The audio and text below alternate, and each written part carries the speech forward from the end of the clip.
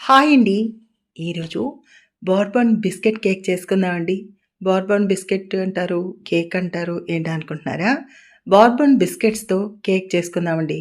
Cake కోసం ఇదివరకి చాలా కష్టపడేవాళ్ళమండి. పర్ఫెక్ట్ స్ట్రక్చర్ వచ్చేది కాదు. కానీ చాలా సింపుల్ అండి. నేను రూ. 90 బోర్బన్ బిస్కెట్స్ తీసుకున్నానండి. అంతే.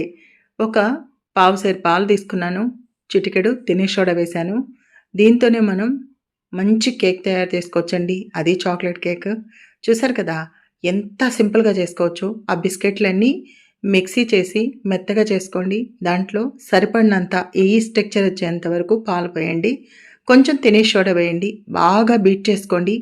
చేసుకొని చక్కగా నెయ్యి కానీ, వెన్న కానీ రాసిన ఒక స్టీల్ బాక్స్ కానీ ఏదైనా కేక్ పెట్టుకునే ఇది గాని పెట్టి దాని మీద గోధుమ పిండి చల్లి దులిపేసేయండి. తర్వాత ఈ కేక్ బ్యాటర్ పోయండి. కేక్ బ్యాటరు ఈ కన్సిస్టెన్సీలో ఉండాలండి. మన అట్టుపిండి కొంచెం థిక్‌నెస్ ఉంటది చూసారా? ఆ విధంగా ఉండాలి. అట్లా ఉంటేనే బాగా వస్తది కేకు. చూసారా? ఇప్పుడు ట్యాప్ చేసుకోండి పోసిన తర్వాత. ఏమన్నా ఖాళీలున్నా పర్ఫెక్ట్ అవుతాయి. ఇప్పుడు ఒక పెద్ద గిన్నె తీసుకొని దాంట్లో స్టాండ్ పెట్టి 5 నిమిషాలు హై ఫ్లేమ్‌లో ఉంచండి. ఇప్పుడు ఈ కేక్ బ్యాటర్ ఉన్న గిన్నె పెట్టండి. పెట్టి మూత పెట్టండి. ఒక 25, 30 మినిట్స్ వరకు సిమ్‌లో గానీ, మీడియం ఫ్లేమ్‌లో ఉంచండి. చూడండి మధ్యలో చూస్తూ ఉండండి. ఎందుకంటే మన ఫ్లేము, మనం కేక్ ఎంత పెట్టుకున్నామో దాన్ని బట్టి. చాకు పెట్టి చూస్తే మనకి ఉడికింది లేనిది తెలుస్తుందండి. గుచ్చి చూడండి. పిండి అంటుకోకపోతే ఉడికినట్టు.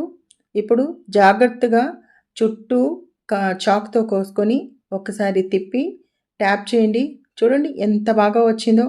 ఇప్పుడు మనం దీంతో క్రీమ్ అవన్నీ రాసుకోవచ్చండి. కానీ పిల్లలకి క్రీమ్ అంత మంచిది కాదు కదా! అందుకని మనం ఇలాగే తిన్నాం. చూడండి చక్కగా కట్ అవుతుంది. నీట్‌గా వచ్చిందండి. చూడండి ఫ్లఫీగా ఉంది. సింపుల్‌గా అయిపోద్ది. పిల్లలు కేక్ అడుగుతుంటే బయటికి కొనే కన్నా ఇది నయం కదా!